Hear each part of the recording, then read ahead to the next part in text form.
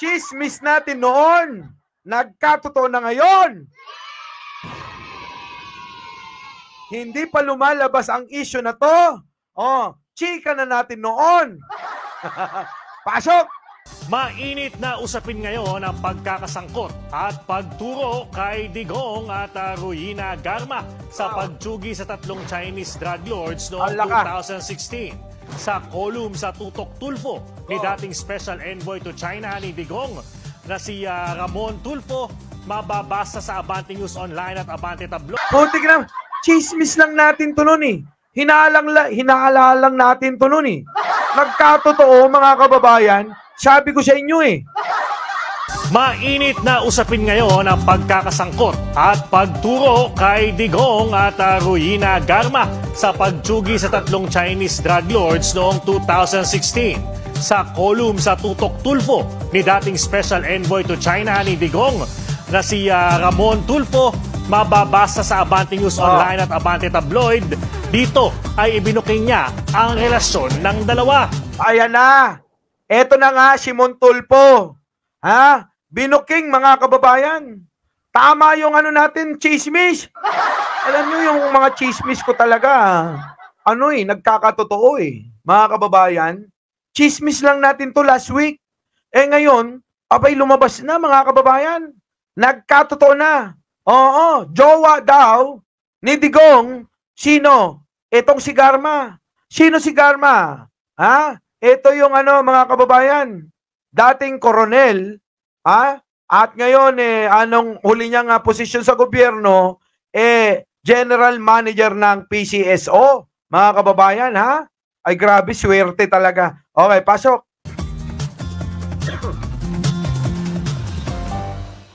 Idiniin ni Mon Tulfo si General Manager ng Philippine Charity Sweepstakes Office o PCSO. Ito, siya bagay ganitong mga itsura yung ano no? Yung mga trip ni ni Digong. Di ba yung isa yung nanay ni Kitty? Di ba? Ni Kitty ba? Halos kamukha rin eh. Yung mga trip na bangas ng mukha ni Digong, ganito eh. Di ba? Parang trip ni Digong yung medyo bilugan ng muka na medyo may pagkano eh. May pagkakontrabida ang datingan eh. Ah? Bakit kaya gano'n ang mga hilig ni Digong? Ano? Oh, kamukhang may hawig eh. Sino yon? Yung nanay ni Kitty. Hawig na hawig eh. So, ibig sabihin mga kababayan, ganyang mga figura at mga bangas ng muka ang trip ni Digong. Garma sa pagpatay ng tatlong Chinese drug trafficking convicts sa prison and penal farm. Ayon sa kanya, malakas daw ang kapit ni Garma sa dating Pangulo Rodrigo Duterte. Ay, bakit kaya malakas? Totoo naman eh, biruin mo, bigla-bigla na lang naging general manager. Pagka-retiro bilang police. Ay, grabe. General manager agad PCSO. Grabe. Aniya, magsyota daw sina Digong at Garma. Alak ka magsyota! Sabi ko sa inyo eh.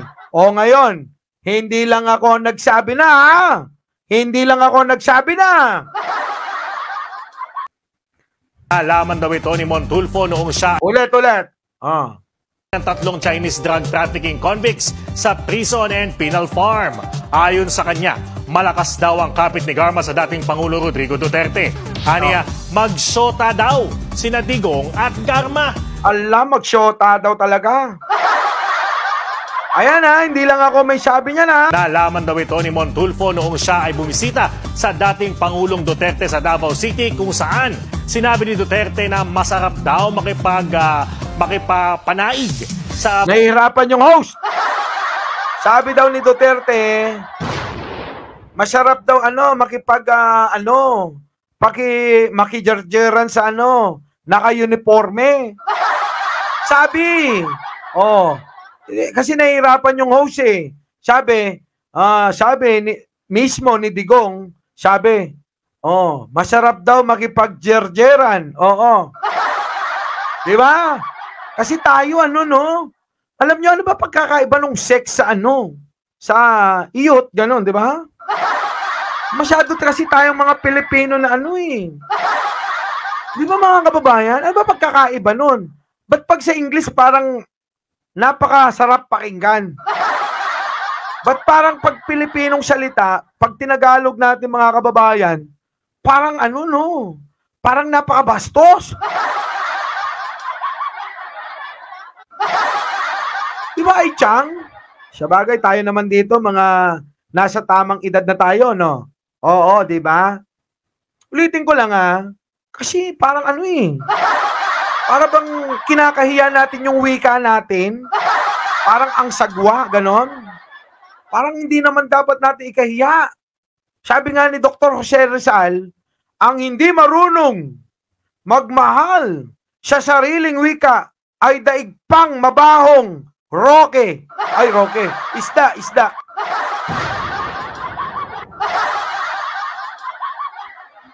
Huwag naman bilat. Ba't naman bilat? Ulitin ko lang ang hindi marunong magmahal sa sariling wika ay daig pang mabahong bilat. Ganon? Huwag ganon ang pangit. Huwag niyong baguhin. Binabago niyo eh. Ang hindi marunong magmahal sa sariling wika ay daig pang malansang isda. Ganon. Eto mas maganda. Ang hindi marunong magmahal sa sariling wika ay daig pang malansang bakla. Ay, baklang si Roque. Magsota daw sina Digong at Garma.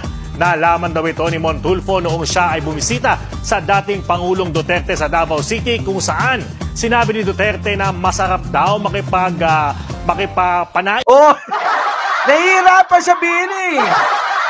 Main masarap daw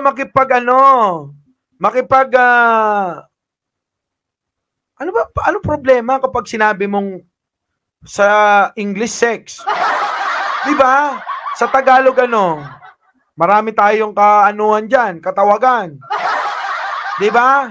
Ang pinakakilalang words diyan, mga kababayan, abay magpakatotoo tayo, matatanda na tayo rito.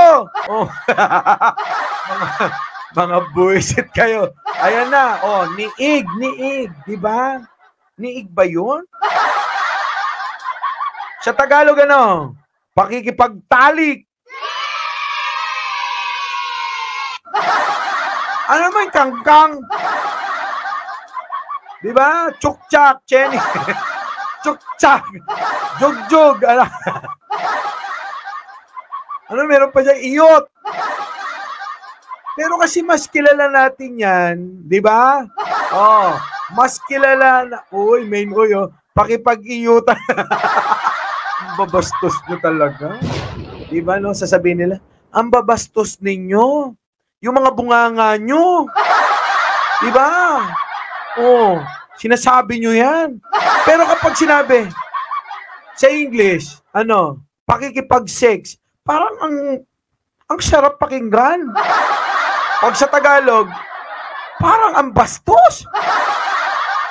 Pakikipagtalik, pakikipag-iyutan, pakikipagkantutan. Dr. Jose Rizal! Sorry talaga, mahirap bigkasin. Diba? Ito punit bisin. Diba mga kababayan, ang hirap bigkasin. Pero kapag kasinunod natin si Dr. Jose Rizal, sasabihin natin, masarap daw makipagkantutan sa naka-uniforme. Sabi ni Digong. Diba? Mga na tayo rito Mga matatanda na tayo English pa rin yun, love making. Sorry ron. Eto na. Pero aminin nyo, masarap talaga. Diba? Aminin nyo, bastos lang pakinggan, pero kapag nandun na kayo, masarap talaga. Diba? Huwag kayong magpaka-plastic. Aminin natin.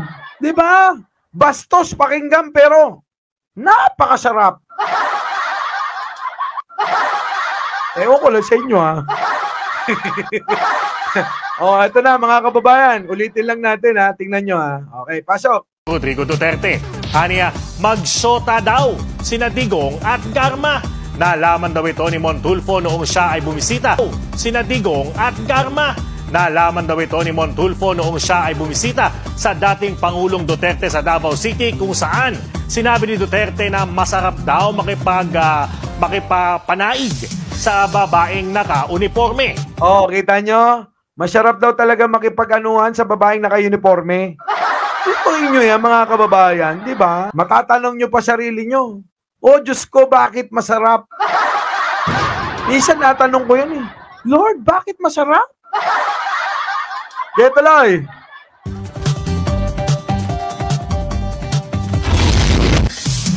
At kaugnay po dyan, makakapanayan po natin ngayon live via phone patch si Mr. Montulfo. Ayan ha. Oh, in-interview, galing mismo sa bunganga ha. Okay, pasok. Si Jigo po ito at live po tayo sa Abante Teletabloid at nagpapasalamat po kami sa inyong panahon po sa aming programa, Sir Mon. Oh. Magandang hapon, Diego, sa mga tagapakinig. Yes po. Sir Mon. Mga kababayan, si Montulfo nasa kabilang linya. Pasok na, dito na. Digong, noong mayor pa niya, mayor ang ating dating Pangulo, ay relasyon na sila. Opo. Sir Mon, ito po, no? May alam pa po ba kayong mga lakad ng dalawa? Medyo nawawala. Medyo nawawala. Tanong ko lang po, kung may alam pa po ba kayong mga lakad ng dalawa? Like, businessman yan, politika, tungkol saan man? May iba pa po ba kayong alam na iba pang side quest kung tawagin, Sir Mon? Ang numero unong dahilan kung bakit si Garma ay napiling maging general manager ng Philippine Charity Sweepstakes noon ay dahil Teresita dinadaan-daan kong tanggalin. Sorry naman. sa relasyon nila ni Digong. Alaka. Ni Pangulong Digong noon. At ang matatandaan ninyo na unang-unang naging general manager ay si General Balutan, yung retired Marine General Balutan. Pinalitan siya ni Garma dahil sa mga pag-udyok din ng mga tauhan ni Digong, Bongo, at yung executive secretary na si Bingbong Medialdea. Yes po. Sir Mon, ito po, no, tanong po ng ilang mga kababayan natin kung si Garma po ba ay madalas na nababanggit ni Digong sa mga usapan ninyo? Kasi ang nangyari kasi dyan, nahalata ako, nakahalata kayo nung araw, palagi akong umuwi sa Davao. Dahil si Digong nga, kapag matagal na kami hindi nagkikita, pinatatawagan ako. At gano'n kami ka-dikit ni Digong. Tinatawagan ako at magdi-dinner. At marami na kasing pinakilala sa akin ni Digong na mga girlfriends niya. Alaka, dami palang pinapakilala! Ang yabang mo, Digong! Pinagyayabang mo yung mga girlfriend mo! Grabe, no? Malupit pala itong si Digong Ang yabang! Biruin mo pinagyayabang. Ang yabang ni Digong, pinagyayabang? O, nandyan na si Rico Blanco, late na. Grabe, no? Uy, loyal ako, isa lang. Isa na rito yung dating Agriculture Undersecretary na si Berna Puyat. Ayun, girlfriend din niya yon. Yung naging tourism secretary, girlfriend niya yon. Ito, nung isang pagkakataon, meron kaming nag-dinner kami. Nagdi-dinner kami ni Digong. Misa doon ko nakikilala yung mga girlfriends niya. Nakita ko, naka-uniforme itong babae. Tapos iba yung galaw nila. Baka naman baka naman, ito naman si Montulfo, baka naman mamaya namamali ka lang. Oo. Sa totoo lang, di naman sila magkakano. Ano yan? Oo, Renz Hernandez. Face ni Garma. Kombi ni Puday. And Bun. May masabi ka lang, Renz Hernandez. Yung mga tinginan. Sabi ko, nung pumunta sa CRC yung babae, si Ruina, si Garma. Sabi ko, bay, ang pangit naman yan. Sabi ko, ba't katabi namin kang gandang babae, mga babae na, ito pangit naman, ba't ano bang nagustuhan mo dito?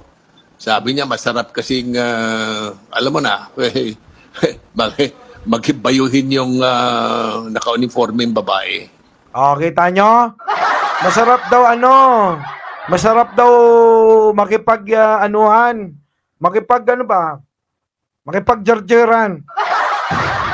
Sa mga lesbo. Ay, Diyos ko, Digong! Ibang klase ka talaga. Sige, tuloy. Yun ang sabi niya. Ayun po. Sir Mon. Kaya hindi ako nagtaka nung naging presidente na siya ay kinuha. Pilit na ipinasok si Garma sa PCSO na kahit na yung si Balutan ay isang napakagaling na, yung General Balutan, yung retired. Tingnan nyo, lakihan ko lang. Nung panahon na, naku, yung haplos ni Digong. Mga boss, yung haplos ni Digong, yung tinginan nilang dalawa, ibang klase talaga. Nai-imagine nyo na ba kung paano sila? Kung paano ba sila umuungol sa isa't isa? Ay naku, mga boss, ibang-iba. Kasi malikot ang isip ko. Naiisip ko na talaga kung kung paano. Paano kaya umuungol si Digong Kayo, naiisip nyo?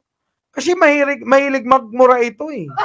Siguro gumaganito si Digong Ay, putang ina. Ay, putang ina talaga. Bisit no? Di ba? Tinginan pa lang talaga. Odds ko. Kagat-labi kung kagat-labi.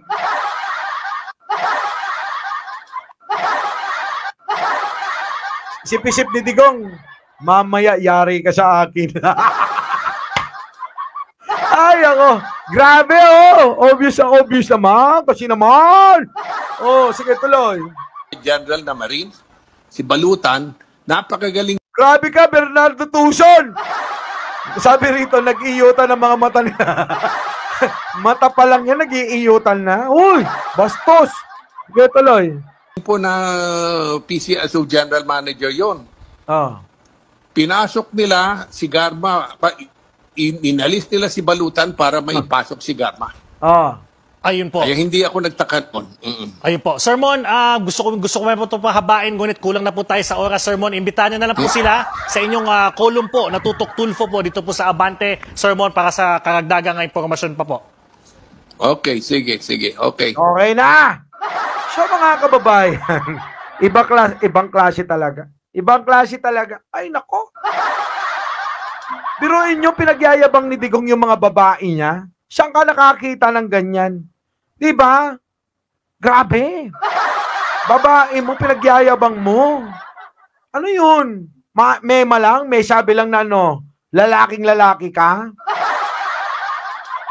Parang Parang hindi maganda tignan, Uy, mga lalaki, huwag niyong pinagyayabang yung mga babae niyo.